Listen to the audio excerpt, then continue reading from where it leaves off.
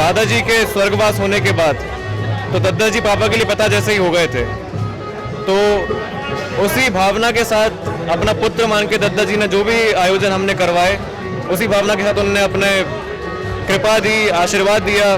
तो दादाजी की असीम कृपा से जब ही प्राण प्रतिष्ठा हुई, उसके बाद मंदिर में एक अलग ही ऊर्जा उत्पन्न हुई, एक अलग ही माहौल पूरे टाइम मंदिर में रहने लगा। और क्योंकि यहाँ पर 2015 में भव्य शिवलिंग निर्माण भी हुआ था। रोहित मोबाइल भगवानगंज का सबसे बड़ा मोबाइल शोरूम, जहां आपको मिलेंगे थोक एवं कम रेट पर मोबाइल एवं इलेक्ट्रॉनिक आइटम, 0% ब्याज पर फाइनेंस सुविधा। पता हीरो शोरूम के पास, भगवानगंज, सागर, मध्य प्रदेश। नमस्कार, मैं हूं ब्रह्मदत्त दुबे, आप सागर एक्सप्रेस न्यूज के साथ हैं। इस वक्त हम मध्य प्रदेश के सागर के रुद्राक्ष धाम में, जहां दुनिया के सबसे खूबसूरत भगवान का जन्मदिन मनाया जा रहा है। आज लीलाधर का जन्मदिन है और बड़ी खूबसूरती से यहाँ प्रस्तुति हो रही।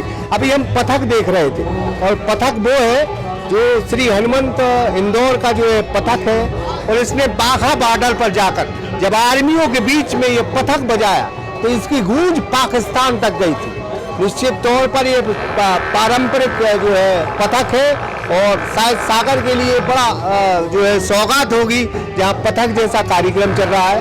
इस वक्त हमारे मध्य प्रदेश शासन के पूर्व मंत्री भूपेंद्र सिंह के बेटे अभिराज सिंह हमारे साथ हैं। ये बहुत सुंदर कार्यक्रम हुआ है।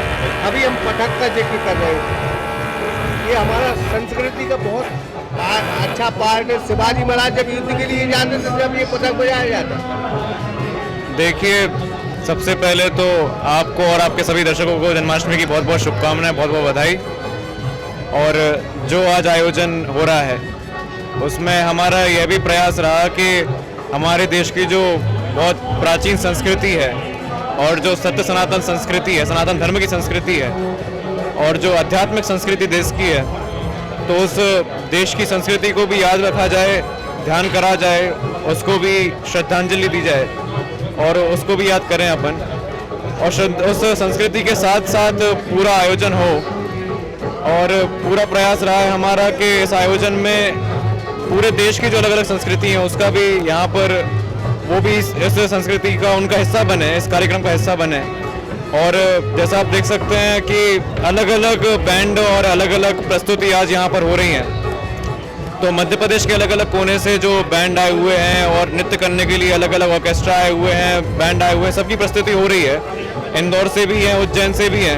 तो हमारा प्रयास रहा कि अगर कोई आयोजन करवाया जा रहा है, वो भी इतने शुभ दिन पर कराया जा रहा है, तो हमारी संस्कृति को ध्यान में रखते हुए और भव्य से भव्य जो हम कर सकते हैं वो हमने करने का प्रयास करा है और उसकी झांकी आप देख ही रहे हैं। रुद्राक्ष जो धाम है, ये पिताजी आपके बता रहे थे जी कि परम पूज्य दादाजी ने जब 39 करोड़ शिवलिंग बनाए थे कि उसी दिन पवित्र भूमि हो गई।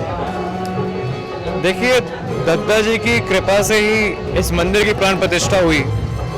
जो प्रतिमा यहाँ पर विराजमान है राधा कृष्ण भगवान की, तो वो स्वयं उनको लेने के लिए जयपुर गए थे, प्रतिमाओं को लेने के लिए जयपुर गए थे। खुद ही उन्होंने अपने हाथों से उन प्रतिमाओं को नापा, उनको ये प्रतिमाएं ठीक समझ आई, उनको पसंद आई, तो उन्होंने अपने कर कमलों से और अपने आशीर्वाद के साथ पूरे मंदिर की प्राण प्रतिष्ठा करवाई थी। और एक वृक्ष भी इस प्रांगण में लगा हुआ है जो उनके हाथ का लगाया हुआ है। तो दादाजी की असीम कृपा से जब ही प्राण प्रतिष्ठा हुई, उसके बाद मंदिर में एक अलग ही ऊर्जा उत्पन्न हुई, एक अलग ही माहौल पूरे टाइम मंदिर में रहने लगा। और क्योंकि यहाँ पर 2015 में भव्य शिवलिंग निर्माण भी हुआ था, दादाजी ने अपने पूरे जीवन में शिवलिंग निर्माण कराए हैं। बहुत कम उम्र में उन्होंने शिवलिंग निर्माण कराना शुरू कर दिया था, पर ये जो यहाँ पर कार्यक्रम हुआ रुद्राक्ष धाम में 2015 में, वो अपने आप में एक रिकॉर्ड है, क्योंकि इतने करोड़ शिवलिंग निर्माण किसी और कार्यक्रम में नहीं हुए। तो भूमि भी अपने आप में बहुत पवित्र हो गई। कई बड़े नेता भी इस भूमि में आए, चाहे शिवराज सिंह चौहान जी हो, उस समय के प्रदेश अध्यक्ष नंद कुमार सिंह चौहान जी भी तब यहाँ पर आए थे जब मंदिर की प्राण प्रतिष्ठा हुई थी। तो भूमि बहुत पवित्र है और दादाजी ने 25 एकड़ जो उनकी स्वयं की भूमि थी उसको उन्होंने मंदिर के निर्माण के लिए दिया था। उस मंदिर पर निर्माण पापा जी ने करवाया हमारा ऐसा मानना है और हमारा ये प्रयास भी रहेगा कि आगे इस प्रांगण में और मंदिरों का निर्माण हो, अलग अलग इष्ट देव का हो और हमारे आराध्यों का हो। तो शिव जी के मंदिर का भी निर्माण हो, हनुमान जी के मंदिर का भी निर्माण हो, अलग अलग मंदिरों का निर्माण हो, जिससे प्रांगण में जो सकारात्मक ऊर्जा है, धार्मिक ऊर्जा है, वो बढ़े। और हमारा देखिए इस आयोजन से बस यही एक मानना था, सोचना था कि एक तो कृष्ण जन्माष्टमी पे बहुत आनंद का माहौल रहता है पूरे देश में, और उसी के साथ यह भी है कि हम भगवान श्री कृष्ण के दिए हुए संस्कार, जो उन्होंने टीचिंग्स दिए हैं, जो भी उन्होंने शिक्षा हमारे देश को दी उस समय जब उन्होंने अर्जुन को दी थी महाभारत के युद्ध के रण में, वो शिक्षा हम आज भी याद रखें, वो संस्कार भी हम आज भी याद रखें और गीता ज़्यादा से ज़्यादा पढ़ें, तो आनंद उत्सव मनाएं, पर भगवान ने जो संदेश दिए हैं उन संदेशों को भी आज याद करना चाहिए। एक और हम आपको लम्हा बता रहे हैं, आप बहुत छोटे हो गए जब ये 39 करोड़ शिवलिंग बने थे, उस वक्त शायद आपके पिताजी बहुत रोए थे, तो कहा था कि एक बहुत चमत्कार का आशीर्वाद दत्ता जी के माध्यम से उन्हें मिला। देखिए मेरा ये मानना है कि दत्ता जी ने जो भी उनसे जुड़ा, जो भी उनका शिष्य बना, उसे उतना ही स्नेह दिया, सम्मान दिया, प्यार दिया, और वही एक सच्चे संत की हम कह सकते हैं मिसाल होता है। क्योंकि एक सच्चा संत ही होता है जो सबको एक समान मानता है, सबको उतना ही स्नेह देता है, प्यार देता है, आशीर्वाद देता है। दत्ता जी ने पापा जी को हमेशा अपना पुत्र मान के रखा, पुत्र की तरह लाड करते थे, प्यार करते थे, स्नेह करते थे, और उसी भावना के साथ पापा को जब भी जी उन्हें मार्गदर्शन की जरूरत पड़ी, दत्ता जी ने उन्हें मार्गदर्शन दिया।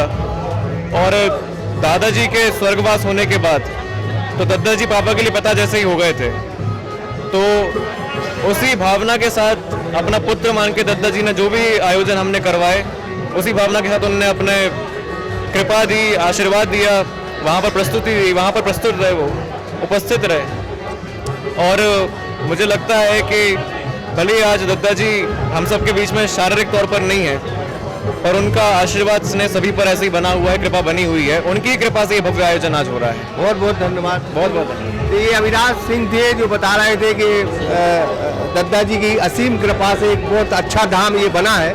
हम एक बात फिर कहेंगे कि श्री कृष्ण के जो चरित्र है, वो श्री कृष्ण जब महाभारत का युद्ध हो रहा था, उस वक्त संजय से ये पूछा गया कि ऐसा कौन सा युद्ध है जो परम युद्ध है, तो संजय ने फिर कहा था कि मुझे तो श्री कृष्ण के अलावा महाभारत में कोई दिखाई नहीं दे रहा, वही कौरवों की तरफ से लड़ रहे हैं और वही पांडवों की तरफ से लड़ रहे हैं। ये कृष्ण का चरित्र है, और कृष्ण का चरित्र जब जब हिंदुस्तान में याद किया जाएगा, उनकी लीलाओं को याद किया जाएगा, तो हम तो यही कहेंगे कि सबसे खूबसूरत देवता का जन्मदिन है, और जन्मदिन मनाने के लिए पूरा सागर उमड़ पड़ा है।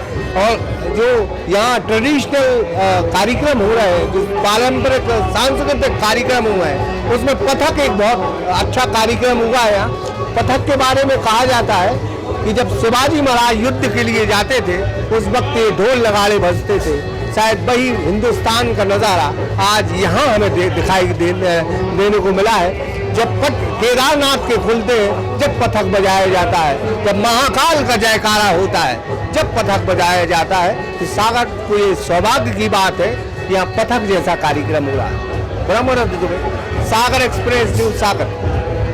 रोहित मोबाइल भगवानगंज का सबसे बड़ा मोबाइल शोरूम, जहां आपको मिलेंगे थोक एवं कम रेट पर मोबाइल एवं इलेक्ट्रॉनिक आइटम, 0% ब्याज पर फाइनेंस सुविधा। पता हीरो शोरूम के पास, भगवानगंज, सागर, मध्य प्रदेश।